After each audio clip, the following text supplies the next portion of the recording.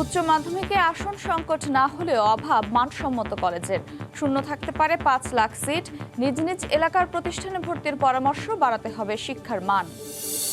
এবং ইতিহাস সৃষ্টির স্বপ্ন নিয়ে দ্বিতীয় টেস্টে নিউজিল্যান্ডের মুখোমুখি বাংলাদেশ। টস জিতে ফিল্ডিংয়ে টাইগাররা। দলে নেই মুশফিক, নাইমের অভিষেক।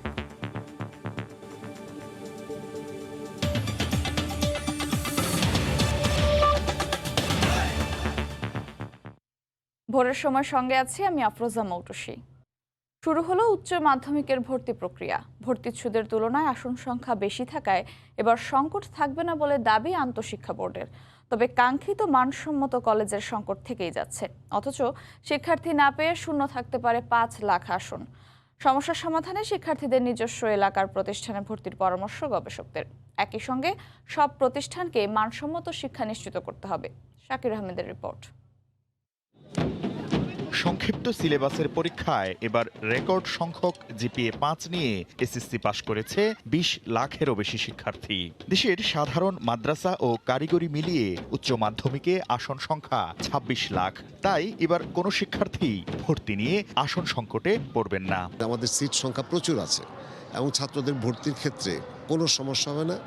হ্যাঁ, অনেকে হয়তো বা তাদের নির্দিষ্ট কলেজ যেটাকে ডিজায়ার করেন যে আমি এই কলেজে ভর্তি হব, সেখানে হয়তো বা কম্পিটিশনটা থাকবে, কিন্তু তার ভর্তি হতে কোনো সমস্যা হবে না। তবে শিক্ষার্থীদের পছন্দের প্রতিষ্ঠান হাতে গোনা। একদিকে ভালো কলেজগুলোতে চাপ বাড়ছে, অন্যদিকে ফাঁকা থাকতে পারে 5 লাখেরও বেশি আসন। এই সংকট উত্তরণে ভর্তিচ্ছুদের নিজস্ব এলাকার কলেজে ভর্তির পাশাপাশি মানসম্মত প্রতিষ্ঠান গড়ে তোলার পরামর্শ শিক্ষা গবেষকদের। যে স্কুল এবং কলেজ পর্যায়ে সেগুলো হলো ক্যাচমেন্ট এরিয়ার মধ্যে যদি আমরা নীতিমালাটাকে আমরা কার্যকর করতে পারি এবং সুষ্ঠুভাবে আমরা সুসম্পন্ন করতে পারি, তাহলে এই সমস্যাটা আর থাকবে। বেসরকারি যে শিক্ষা প্রতিষ্ঠানগুলো আছে সেখানেও যদি আমরা বদলির ব্যবস্থাগুলো করি বা রোটেট করে নিই আমরা, তাহলে কিন্তু এই সমস্যাটা আর থাকবে না। আর মাধ্যমিক ও উচ্চশিক্ষা অধিদপ্তর বলছে, ফলাফলে পিছিয়ে থাকা প্রতিষ্ঠানের মান উন্নয়নে বিশেষ গুরুত্ব দিচ্ছে সরকার। কলেজগুলোর মধ্যে একটা ইকুইটি নিয়ে আসার চেষ্টা করে সরকার, কিন্তু সেই চেষ্টাটি করছে, নানানভাবে করছে। একটি হচ্ছে ইনফ্রাস্ট্রাকচার ডেভেলপ করে দিচ্ছে সরকার, অন্যান্য দিকগুলো দেখছে, যেমন ধরেন আপনার আমাদের শিক্ষকদের যে প্রশিক্ষণ সেটি দেখছে। আগামী মার্চের শুরু থেকেই চলতি শিক্ষাবর্ষের উচ্চ মাধ্যমিকের ক্লাস শুরু হবে। শাকির আহমেদ, সময় সংবাদ, ঢাকা। ওমিক্রনের বিস্তার ঠেকাতে সব ধরনের সভা সমাবেশ বন্ধ সহ জাতীয় কমিটির 4 দফা সুপারিশ বাস্তবায়নের ইঙ্গিত দিয়েছেন স্বাস্থ্যমন্ত্রী। তবে শিক্ষামন্ত্রী জানিয়েছেন এখনই বন্ধ হচ্ছে না শিক্ষা প্রতিষ্ঠান। শনিবার আলাদা অনুষ্ঠানে তারা একথা জানান। এদিকে দেশে নতুন করে আরও 1116 জনের করোনা শনাক্ত হয়েছে। আক্রান্তের হার বেড়ে 6% কাছাকাছি পৌঁছেছে। দেশে ক্রমেই বাড়ছে করোনার আক্রান্তের সংখ্যা, সঙ্গে যোগ হয়েছে ওমিক্রন আতঙ্ক। এ অবস্থায় সংক্রমণ ঠেকাতে আবারও নড়েচড়ে বসেছে সরকার। এরই মধ্যে করোনা নিয়ন্ত্রণে জাতীয় কারিগরি পরামর্শক কমিটি কঠোরভাবে স্বাস্থ্যবিধি মানা, সভা সমাবেশ, বিয়ের অনুষ্ঠান সহ জনসমাগম বন্ধ সহ 4 দফা সুপারিশ করেছে। এমন বাস্তবতায় শনিবার দুপুরে মানিকগঞ্জে এক অনুষ্ঠানে স্বাস্থ্যমন্ত্রী জাহিদ মালেক ওমিক্রন রোধে কারিগরি পরামর্শক কমিটির সুপারিশ দ্রুত বাস্তবায়নের ইঙ্গিত দেন। মাস্ক পরতে হবে। আমাদের সামাজিক অনুষ্ঠানগুলো, যেগুলো বিয়ে শাদী হচ্ছে, যেগুলো ধর্মীয় অনুষ্ঠান আছে, সেখানেও যে ক্যাপাসিটি আছে ওই প্রতিষ্ঠানে তার বেশি একজন লোকও ওখানে দাওয়াত দিতে পারবেন না। জাতীয় কারিগরি কমিটি যেটা আছে স্বাস্থ্যের, তাদের যে নির্দেশনা আছে সেটাও আমাদেরকে মেনে চলতে হবে। সমস্ত জেলা পর্যায়ে এই নির্দেশনাগুলো চলে আসবে। এদিকে শনিবার সকালে রাজধানীর আফতাবনগরে ইম্পেরিয়াল কলেজের রজত জয়ন্তী উদযাপন অনুষ্ঠান শেষে সাংবাদিকদের প্রশ্নের জবাবে শিক্ষামন্ত্রী জানান, আপাতত শিক্ষা প্রতিষ্ঠান বন্ধের পরিকল্পনা নেই। আমরা শিক্ষা প্রতিষ্ঠান বন্ধ করতে চাই না, বরং আমরা চাই আমাদের প্রতিটি শিক্ষার্থী যেন টিকা নিয়ে আমাদের শিক্ষা প্রতিষ্ঠানে আসে। নির্ধারিত বৈঠক আছে আমাদের, যে কোভিড-19 সংক্রান্ত যে জাতীয় পরামর্শ কমিটি আছে তাদের সঙ্গে আমরা সার্বিক পরিস্থিতি নিয়ে আমরা পর্যালোচনা করে সিদ্ধান্ত নেব। এ সময় শিক্ষামন্ত্রীও শিক্ষার্থী সহ সবাইকে স্বাস্থ্যবিধি মেনে চলার আহ্বান জানান। সন্তানদের ভবিষ্যতের কথা। মৌসুম ইসলাম। রাজধানীবাসীর স্বপ্নের মেট্রো রেলের প্রথম 3টি স্টেশনে ওঠানামার সিঁড়ি প্রস্তুত। বসানো হয়েছে চলন্ত সিঁড়িও। তৈরি হয়েছে লিফটের জায়গা। উত্তরা থেকে আগারগাঁও সবগুলোর মূল অবকাঠামো নির্মাণ শেষে চলছে ছাদ ও স্টেশনের ভেতরের কাজ। মেট্রো রেলের স্বপ্নটা এখন হাতের মুঠোয়। উত্তরার দিয়াবাড়ির 1 নম্বর স্টেশনের সিঁড়ি এমনই প্রস্তুত এসকেলেটার, ওপাশে লিফটও তৈরি। প্রথম 9টি স্টেশনের 7টি স্টেশনেরই এখন ওঠানামার সিঁড়ি প্রস্তুত প্রায়। এরই মধ্যে উত্তরার প্রথম 3টি স্টেশনের দুপাশেই তৈরি হয়ে গেছে সিঁড়ি। প্রথম স্টেশনে বসেছে স্কেলেটর বা চলন্ত সিঁড়িও।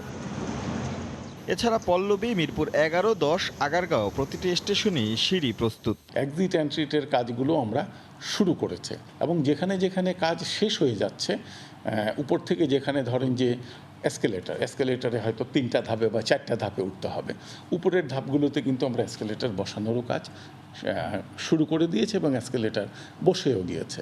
ডিসেম্বর থেকে প্রথম অংশ অর্থাৎ উত্তরা থেকে আগারগাঁও অংশের অগ্রগতি 90%-এর বেশি। আগারগাঁও থেকে মতিঝিলের অগ্রগতি 73.08 ভাগ, সার্বিক অগ্রগতি 74.04%। এই মুহূর্তে গুরুত্ব পাচ্ছে স্টেশনের ভেতরের কাজের অংশ। পরিপূর্ণভাবে সব শেষ করে আরেকটা কাজ করব এরকম পদ্ধতিতে আমরা অগ্রসর হচ্ছি না। আমরা অগ্রসর হচ্ছি যেখানে যেই কাজটা শেষ হয়ে গিয়েছে তার পরবর্তীতে যেই কাজটা শুরু হবে সেখানে যেন সেই কাজটা শুরু হয়ে যায়। অন্য একটা স্টেজে অন্য কাজটা থাকলে সেইভাবে সেই কাজটাও সামনের দিকে অগ্রসর হতে থাকবে। সব ঠিক থাকলে চলতি বছর ডিসেম্বরে আনুষ্ঠানিক যাত্রা হবে উত্তরা থেকে আগারগাঁও। আসছে বছর স্বপ্নের মেট্রো রেল চলবে মতিঝিল পর্যন্ত। রাশেদ লিমন, সময় সংবাদ, ঢাকা। অপরিকল্পিত ফ্লাইওভারের পাশাপাশি এলিভেটেড এক্সপ্রেসওয়ের কারণে চট্টগ্রামের প্রস্তাবিত মেট্রো রেল প্রকল্পের নকশা জটিলতার শঙ্কা করা হচ্ছে। এই অবস্থায় মূল সড়ক বাদ দিয়ে রুট পুনর্বিবেচনার পরামর্শ বিশেষজ্ঞদের। শাকাউচিপুর ক্যামেরায় কমলদের রিপোর্ট। 60 বর্গ মাইলের চট্টগ্রাম নগরীতে গত 1 দশকে তৈরি হয়েছে 4টি ফ্লাইওভার, আর 5 বছরের বেশি সময় ধরে এলিভেটেড এক্সপ্রেসওয়ের ডিজাইনে একাধিকবার পরিবর্তন এনেও কাজ শেষ করা যায়নি। পরিকল্পিতভাবে না হওয়ায় যানজট এখন নগরীর প্রতিদিনের যন্ত্রণা।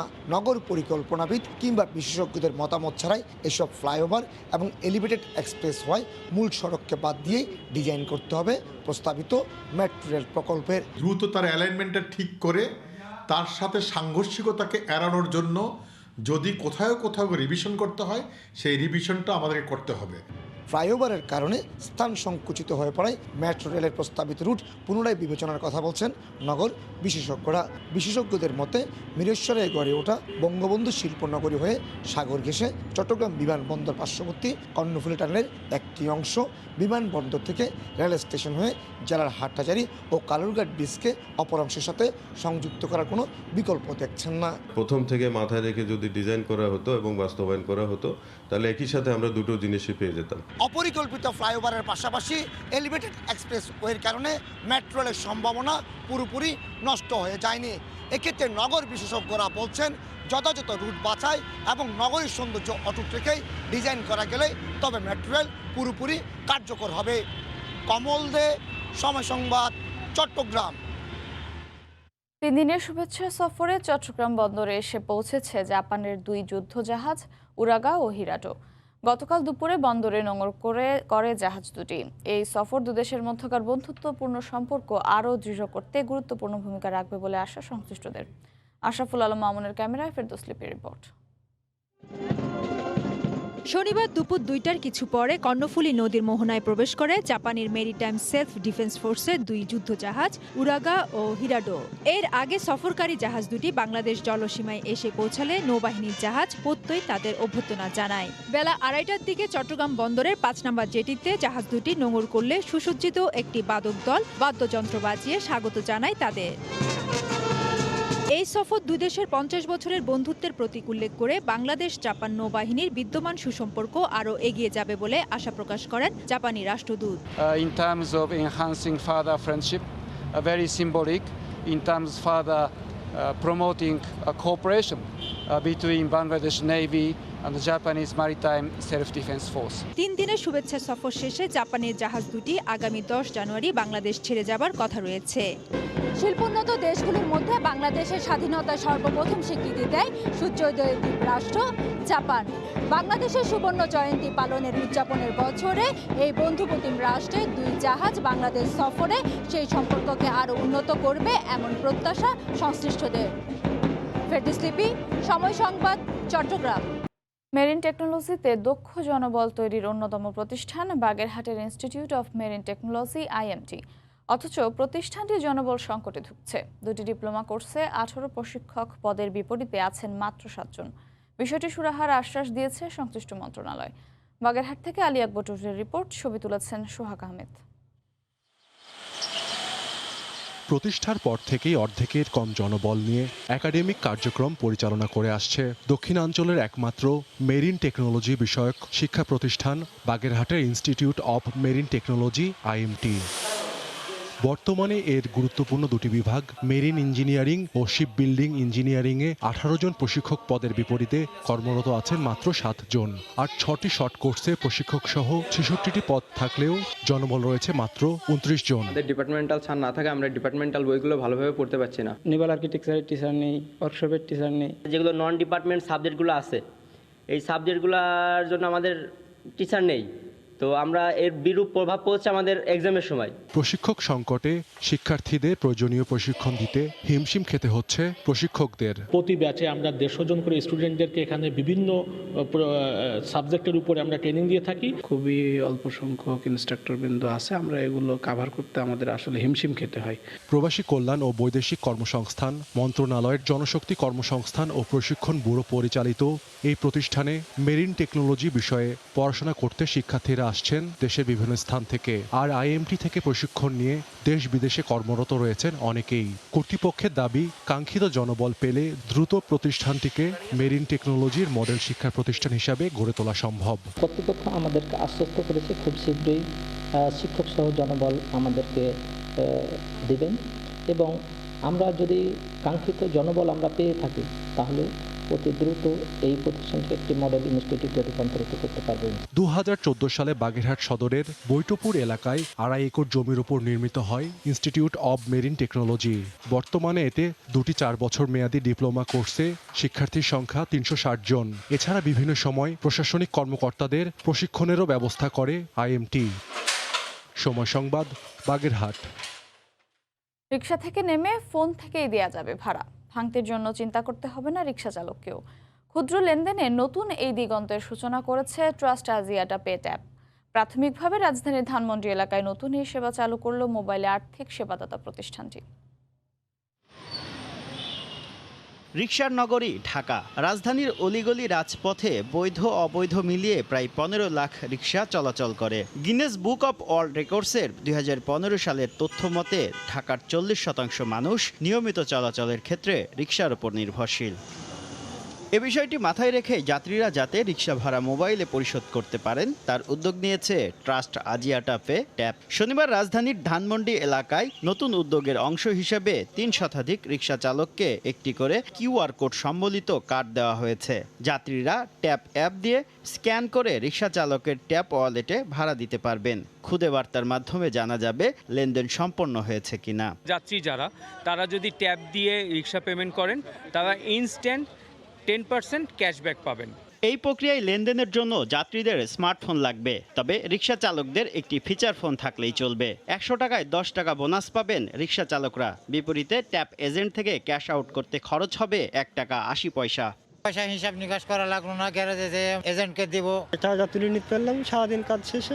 নাগরিক জীবনের সকল স্তরে MFS সেবা ছড়িয়ে দিতেই এই উদ্যোগ বলে জানালেন কর্মকর্তারা।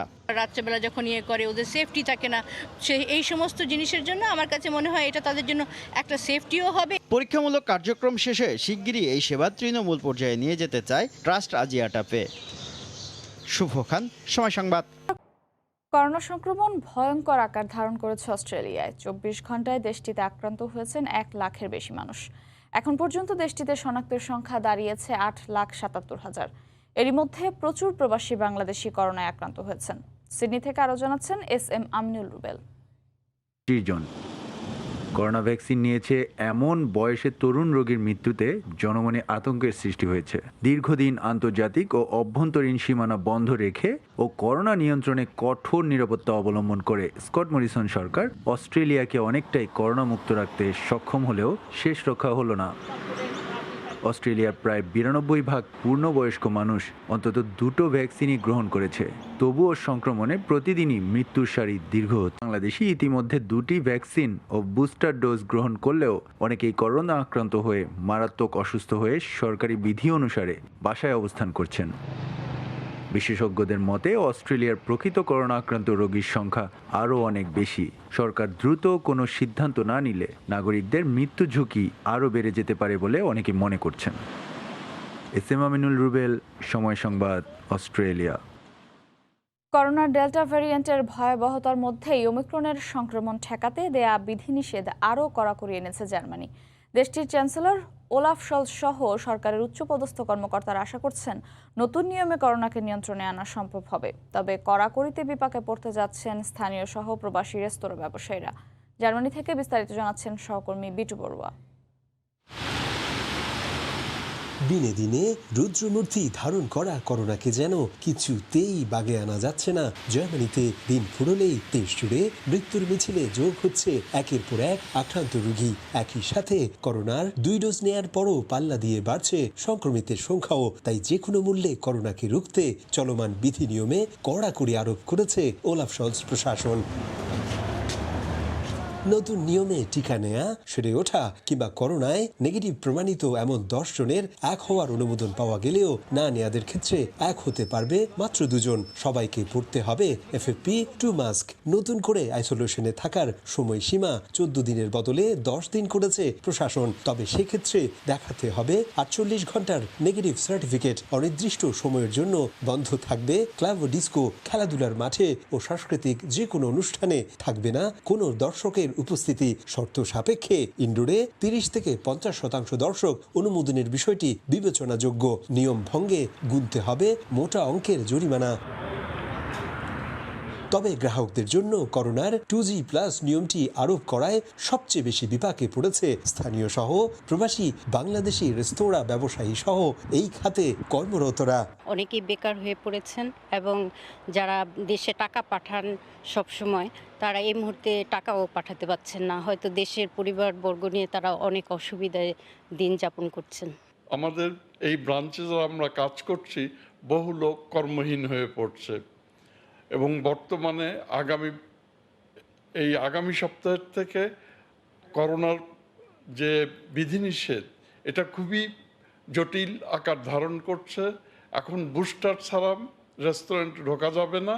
এদিকে সাধারণ মানুষের মধ্যে শুরু থেকেই নতুন ভ্যারিয়েন্ট ওমিক্রনকে হালকাভাবে নেয়ার প্রবণতা মৃত্যু ও সংক্রমণের ঝুঁকি বাড়াবে বলছেন সংক্রমণ বিশেষজ্ঞরা। তাই জার্মানি জুড়ে করোনার টিকা নেয়া বাধ্যতামূলক করার বিষয়টিতে সায় দিচ্ছেন চ্যান্সেলর ওলাফ শলজ। জার্মানিতে সংক্রমণ শুরুর পর থেকেই করোনাকে রুখতে প্রশাসনের দেয়া নানা বিধি নিয়মের পরও বাঁচানো যায়নি 1,14,000 মানুষকে। একই সাথে সংক্রমিতের সংখ্যা এখন 75 লাখে পৌঁছেছে। সব মিলিয়ে বাড়ছে অসন্তোষ জনমনে। তবুও উদাসীনতা নয়, বরং ধৈর্য সহকারে সংকটময় এই পরিস্থিতি মোকাবেলার আহ্বান শলজ সরকারের। গুঞ্জনই সত্যি হলো। একেবারেই অনভিজ্ঞ এক কোচকে জাতীয় দলের গুরুত্বপূর্ণ দায়িত্বে বসালো ন্যাশনাল টিমস কমিটি। হাভিয়ের কেভরেরা নামের স্প্যানিশ এই কোচের সঙ্গে 11 মাসের চুক্তি করেছে বাফুফে, যাকে নিয়ে আন্তর্জাতিক ম্যাচগুলোতে সফলতার মুখ দেখতে চায় ফেডারেশন। এদিকে চূড়ান্ত হয়েছে ইন্দোনেশিয়ার সঙ্গে প্রীতি ম্যাচের দিনক্ষণ। বালিতে ম্যাচ দুটো হবে 24 ও 27 জানুয়ারি। গণমাধ্যমে আগেই চলে এসেছে জাতীয় দলের পরবর্তী কান্ডারি হাভিয়ের ক্যাব্রেরার নাম। তার সহযোগী কারা হবেন মূলত তাই নিয়ে ন্যাশনাল টিমস কমিটির আনুষ্ঠানিকতা। যদিও শেষ পর্যন্ত এ বিষয়ে আসেনি চূড়ান্ত সিদ্ধান্ত। কখনোই মূল দলে কাজ না করা এই স্প্যানিশের কাছে জাতীয় দলের দায়িত্ব দিয়ে কি নিরীক্ষা করতে চাইছে বাফুফে তার জবাব মিলবে সময়ের পরিক্রমায়। তবে 11 মাসের চুক্তিতে আছে নতুনত্ব। মাত্র 10 দিন ছুটির বিপরীতে পুরো সময় থাকতে হবে তাকে বাংলাদেশে। জাতীয় দলের কোচ হিসেবে স্পেনের জাভিয়ের ক্যাব্রেরাকে নিয়োগ দেওয়ার জন্য তার এই নিয়োগটি হচ্ছে 11 মাসের জন্য, মানে 1 বছরের জন্য। এই বছরের ডিসেম্বর মাসে সেটি নিয়োগটি তার শেষ হবে। জামাল তপুদের দায়িত্ব নিতে 15 জানুয়ারি দেশে আসবেন ক্যাব্রেরা। এরপর আনুষ্ঠানিক চুক্তি। যদি সাফ মাঠে গড়ায় এটাই হবে তার মূল অ্যাসাইনমেন্ট। নতুবা এশিয়ান কাপ বাছাই আর ফিফা উইন্ডোর ম্যাচগুলোই হবে সফলতা মাপার মানদণ্ড। সম্ভাবনা আছে এই বছরে অক্টোবর মাসে আবার সাফ চ্যাম্পিয়নশিপ হওয়ার জন্য, যেহেতু গত বছর যেটি হয়েছে অক্টোবর মাসে সেটি ছিল 2020 সালের এডিশন, তো 2022 সালে আরেকটি এডিশন কিন্তু হতে পারে, সে ব্যাপারে সাফের সাথে কথা চলছে। আর আমাদের এএফসির কোয়ালিফাইং খেলা আছে জুন মাসে, এই খেলাগুলো ভালো খেলার জন্যই আমাদের টার্গেট থাকবে। এদিকে নতুন কোচের নাম ঘোষণার দিনে জানুয়ারির ফিফা উইন্ডো নিয়ে সুখবর দিয়েছে বাফুফে। 24 ও 27 তারিখ দুটি ম্যাচ খেলবে ইন্দোনেশিয়ার বিপক্ষে। এজন্য বালির উদ্দেশ্যে দল যাত্রা করবে 21 জানুয়ারি। যে আমরা ইন্দোনেশিয়াতে 24 এবং 27 তারিখ ওখানে বালিতে গিয়ে তাদের সাথে আমরা ফিফা ফ্রেন্ডলি খেলা আমরা খেলবো। এই জন্য আমরা 2 থেকে 3 দিন আগে সেখানে আমরা ট্রাভেল করব। 21 বা 22 তারিখে আমরা ট্রাভেল করে আমরা সেখানে যাব, গিয়ে সেখানে আমরা 24 ও 27 তারিখে আমরা খেলা খেলবো। ক্যাবরেরাকে নিয়োগ দিলেও জেমির বিষয় এখনো রয়ে গেছে অমীমাংসিত। দ্রুতই এই বিষয়ে সমাধানে আসবে বলে আশা প্রকাশ করছে national teams committee. S M Iqbal, সময় সংবাদ, ঢাকা। ফেডারেশন কাপ ফাইনালের খবর। শিরোপা পুনরুদ্ধারের মিশনে রহমতগঞ্জের বিপক্ষে মাঠে নামবে ঢাকা আবাহনী। টানা ম্যাচ খেলার ধকল থাকলেও চ্যাম্পিয়ন হতে বদ্ধপরিকর আকাশী নীলরা। অন্যদিকে আবাহনীকে সমীহ করলেও ইতিহাস লিখতে চায় রহমতগঞ্জ। কমলাপুর স্টেডিয়ামে ম্যাচ শুরু হবে বিকেল 5:30টায়। সোনালী সূর্য আবারও উঁকি দিয়েছে আকাশে নীলে। গেল কমৌসুম ধরে অমাবস্যার অন্ধকারে ঢেকে পড়া দলটা এখন মধ্য গগনের তেজ রশ্মি। প্রতিপক্ষকে চূর্ণ বিচূর্ণ করে ওদের গায়ে এখন সেরার তকমা। কলিন্দ্রেস ডরিয়েলটনে এ যেন সেই পুরনো আবাহনী। যে উদ্যমে রচিত হচ্ছে মারিও লেমোসদের এক একটি বিজয় গাথা, তাতে ফেডারেশন কাপের দ্বাদশ শিরোপা ঘরে উঠল বলে। তবে আলোর নিচেই আধারের মতো দলটিতে ভর করেছে টানা খেলার ধকল। সঙ্গে আছে অগাস্তর মতো ফুটবলারকে না পাওয়ার গুঞ্জন। অবশ্য টেকনিক্যাল কারণে চোটের বিষয়টি চেপে গেছেন হেড কোচ। আমরা আসলে অনেক টায়ার্ড, 2 দিন পর পর খেলা হচ্ছে, তো আমরা চেষ্টা করতেছি খুব তাড়াতাড়ি রিকভার করার জন্য, এবং আমরা কালকে মাঠে যাব ইনশাল্লাহ জয়ের জন্য, চ্যাম্পিয়ন হওয়ার জন্য যাব ইনশাল্লাহ। রিকভার হওয়া খুবই প্রয়োজন। অগাস্টো ইনজুর্ড, তবে সম্ভাবনা আছে খেলার। খুব টাফ ম্যাচ হবে। মিডফিল্ডের কিছুটা সমস্যা আছে, তারপরও আশা করছি আমরা শিরোপা জিতব। দীর্ঘদিন ধরেই রহমতগঞ্জকে অনেকেই আদর করে বোলায় জায়ান্ট কিলার। দৈত্যবধের নেশা ওরা এখন অভ্যাসে রূপ দিয়েছে। অনেক বড় দলকেই পেছনে ফেলেছে ফাইনালের মঞ্চে জায়গা পেতে। বছর 2 আগে আরও একবার সুযোগ এসেছিল, সেবার শিকে ছেড়েনি। এবার ইতিহাস রচনার অপেক্ষায় জিলানির দল। আবাহনী অনেক বেটার টিম, অনেক ভালো টিম, তারা চ্যাম্পিয়নশিপ খেলে। বাট আমার রহমতগঞ্জ এই বছর চেষ্টা করবে একটা ভালো খেলা উপর দিয়ে ট্রফিটা আদায় করা যায় কিনা। প্রতিপক্ষ হিসেবে আবাহনী আমাদের কাছে ফেভারিট, যেহেতু ইতিহাসে দ্বারপন্থে এসে দাঁড়িয়ে আছি। আমার কাছে মনে হয় যে সেই ইতিহাসের অংশ আমরা হতে চাই, আমরা চ্যাম্পিয়ন হতে চাই। আমরা কোচের প্ল্যান অনুযায়ী আবাহনীর স্ট্রং পয়েন্ট, উইক পয়েন্ট, তার সাথে সাথে আমাদের উইক পয়েন্টগুলো নিয়ে আমরা কাজ করতেছি। পুরান ঢাকার ক্লাবটিতে নেই ইনজুরির কালো ছায়া। ফুলফিট একাদশ পাচ্ছে ম্যানেজমেন্ট। উপরন্তু বাড়তি পাওয়া আবাহনী ছেড়ে যোগ দেয়া ওয়ালি ফয়সাল আর সানডের অভিজ্ঞতা। এস এম ইকবাল, সময় সংবাদ, ঢাকা। একজন সামলান রক্ষণ দুর্গ, আরেকজন আক্রমণ ভাগ। ঠিকানা বদলে আবাহনী থেকে রহমতগঞ্জে পাড়ি জমিয়েছেন ওয়ালি ফয়সাল ও সানডে চিজোভা। রহমতগঞ্জকে উঠিয়েছেন ফেডারেশন কাপের ফাইনালে। প্রতিপক্ষ হিসেবে দীর্ঘদিনের পুরনো ক্লাব আবাহনীকে পেলেন। আবেগী না হয়ে পুরান ঢাকার ক্লাবটির 88 বছরের শিরোপা খরা খোঁচাতে চান এই দুই বন্ধু। সানডে ও ওয়ালি ফয়সালের ফাইনাল ভাবনা নিয়ে থাকছে এবারের প্রতিবেদন। আবাহনী থেকে রহমতগঞ্জ, বন্ধুত্বের সংজ্ঞা অপরিবর্তিত সানডে ও ওয়ালি ফয়সালের মাঝে। ক্লাব পরিবর্তন হলেও পারফরমেন্সের ধার কমেনি এতটুকু। কর্পোরেট ফুটবল দলগুলোর দাপটের মাঝেও ঐতিহ্যবাহী রহমতগঞ্জকে তুলেছেন ফেডারেশন কাপের ফাইনালে। শেষ প্রস্তুতিতেও তাই বাড়তি ঘাম ঝরাচ্ছেন এই অভিজ্ঞ দুই ফুটবলার। আকাশী নীলদের দুই অস্ত্রের জার্সি বদল হয়েছে 4 মাসও পেরোনি। 2003 থেকে 2021 মাঝে 3 বছর ছাড়া পুরো ক্যারিয়ার আবাহনীতে কাটিয়েছেন ডিফেন্ডার ওয়ালি ফয়সাল। কত শত স্মৃতি আবাহনীকে ঘিরে। জাতীয় দলের এক সময় নিয়মিত সদস্য দুর্গ বদলেছেন, ফাইনালে নিজের সবচেয়ে প্রিয় ক্লাবকে পেয়ে আবেগী ওয়ালি। তবে পেশাদারিত্বের কারণে ফাইনাল জয়কে চ্যালেঞ্জ হিসেবে নিচ্ছেন। এটার অনুভূতি তো একটা অন্যরকম ফিলিংস। আর বলবো যে আসলে আমি ওয়ালি ফয়সাল হয়েছি বেসিক্যালি আল্লাহ পাক হয়তো আমাকে আবাহনীতে খেলানোর পরেই হয়তো আমার নামটা হয়েছে। এখনো মানুষ ভাবে যে আমি আবাহনীতেই খেলি, তো যাই হোক একটা আবেগেরই কাজ করে। তারপরও আমি বলবো যে আমি যেহেতু প্রফেশনাল, সেই ক্ষেত্রে এইবার আমি রহমতগঞ্জে এসেছি, অবশ্যই রহমতগঞ্জের জন্য একটা কিছু করার চেষ্টা করব। আবাহনীর হয়ে প্রায় অর্ধযুগ মাঠ মাতিয়েছেন নাইজেরিয়ান ফরওয়ার্ড সানডে চিজোবা। আকাশী নীল জার্সিতে 2 মৌসুম বিপিএল এর সর্বোচ্চ স্কোরারও হয়েছিলেন। আবাহনীর সাবেক এই ফুটবলারের বেশ ভালোভাবেই জানা আবাহনীর দুর্বলতা। ফাইনালে লেমোসের টেকনিকের ফাঁকফোকরের সুযোগ নিতে চান। We play against Abahani, okay? I don't care anybody. I don't care about anything. I just go to the pitch and play. God know the best. 2019-20 মৌসুমের ফাইনালে বসুন্ধরা কিংসের সঙ্গে ভালো খেলেও 2-1 গোলে হেরে যায় রহমতগঞ্জ। এবার ক্লাবের সেই আক্ষেপ ঘোচাতে চান ওয়ালি সানডে দুজনই। একজন সামলাবেন রক্ষণ দুর্গ, আরেকজন প্রস্তুত আক্রমণ ভাগে নিশানাবাজি করতে। তো আবাহনীর অনেক প্লেয়ারের সাথে আমার জানাশোনা আছে, ওরা কিভাবে খেলে, কি কৌশলে খেলে, এটাও আমি জানি। তো আমাদের চেষ্টা থাকবে আমাদের 100% দেওয়ার। The spirit we play against Sheikh Russell, against Mohammedan. If we take the spirit to the final. 1977 সালে এই আবাহনীর সঙ্গে একবারই কোনো টুর্নামেন্টের ফাইনাল খেলেছিল রহমতগঞ্জ। সেবার পারেনি পুরনো ঢাকার জায়ান্টরা। ওয়ালি সানডেরা কি পারবেন ক্লাবের 88 বছরের ইতিহাসে প্রথমবারের মতো রহমতগঞ্জকে কোনো ট্রফি এনে দিতে? বঙ্গবন্ধু শেখ মুজিব ঢাকা ম্যারাথন। রাজধানীর আর্মি স্টেডিয়াম থেকে হাতিরঝিলে 42 কিলোমিটার পথ পাড়ি দিবেন দেশ বিদেশের প্রায় 600 অ্যাথলিট। লন্ডন ও সিডনির আদলে করা এই ম্যারাথনকে ঘিরে উৎসাহের কমতি নেই প্রতিযোগীদের মাঝে। গতকাল ভেন্যু পরিদর্শন আর কিট সংগ্রহ করেছেন অংশগ্রহণকারীরা।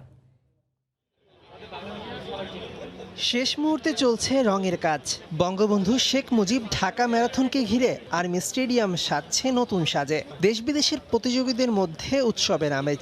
রেজিস্ট্রেশন করছেন লাইন ধরে। আমার আগে টাইমিং ছিল 2 ঘন্টা, গতবার 2 ঘন্টা কিন্তু আমি পজিশন পাইছি, কিন্তু এবার আমি 1 ঘন্টা 45 মিনিটে ফিনিশ করবো ইনশাল্লাহ। প্রতিদিন একটু একটু হাঁটছি, একটু একটু দূরাচ্ছি, এরকমই, কিন্তু ভালো লাগছে, মনে আনন্দের সহিত আর কি কাজগুলো করতেছি। একটা ইন্টারন্যাশনাল ম্যারাথন বলতে গেলে এটাই প্রথম। এর আগে আমার বঙ্গবন্ধু ঢাকা হাফ ম্যারাথন এর আগে আমি রেজিস্ট্রেশন করি নাই, এইবারই প্রথম রেজিস্ট্রেশন করছি এবং এটাই আমার বড় হাফ ম্যারাথন। গত আসরেও ম্যারাথন করছি, সেটা আমি বঙ্গবন্ধু ম্যারাথনে ফার্স্ট ছিলাম। 10 জানুয়ারি ভোর 5:30টায় রাজধানীর আর্মি স্টেডিয়াম থেকে হাতিরঝিলে গিয়ে শেষ হবে ম্যারাথন। হাফ ম্যারাথন হবে 21 কিলোমিটার আর ফুল ম্যারাথন 42 কিলোমিটার। শনিবার প্রতিযোগিতার কিট নেবার পর ভেন্যু পরিদর্শন করলো অংশগ্রহণকারীরা। তারা খুবই স্যাটিসফাই এবং হোপফুলি তারা আগামী 10 তারিখে যে এটা অনুষ্ঠিত হবে বঙ্গবন্ধু শেখ মুজিবুর ঢাকা ম্যারাথন, হোপফুলি তারা সবাই পার্টিসিপেট করবে। লন্ডন কিংবা সিডনি ম্যারাথনের আদলে করা হয়েছে এই ম্যারাথন। গেলবারের চেয়ে বেড়েছে প্রতিযোগীও। প্রায় 600 প্রতিযোগীর মাঝে 40 জন বিদেশি আর 120 জন নারী, যার বেশিরভাগই ঢাকার। সারা দেশে প্রচার প্রসার বাড়ালে হয়তো আরও প্রতিযোগী বাড়ত। It will be very challenging because last year from Sri Lanka there is no one in Sri Lanka, but this year even Sri Lanka also participated, so it will be very challenging for us, I mean for SAF area. I came here to do full marathon and I'm very excited to run this marathon to represent my country. বাংলাদেশের রানার যারা আছে, আমাদের বাংলাদেশের young generation, তারা যেন উৎসাহিত হয়। আমাদের দেশে এই প্রথম একটা আন্তর্জাতিক মানের ম্যারাথন যেটা আমরা শুরু করেছি, তার জন্য তাদেরকে ইন্সপায়ার করার জন্য আমরা এই সংখ্যাটা আরও বাড়িয়েছি। 10 জানুয়ারি সকালে বন্ধ থাকবে ঢাকার বেশ কিছু রাস্তা, যা এরই মধ্যে ঢাকা মেট্রোপলিটন পুলিশ এক সংবাদ বিজ্ঞপ্তিতে নাগরিকদের জানিয়ে দিয়েছে। মেহেদী নাইম, সময় সংবাদ।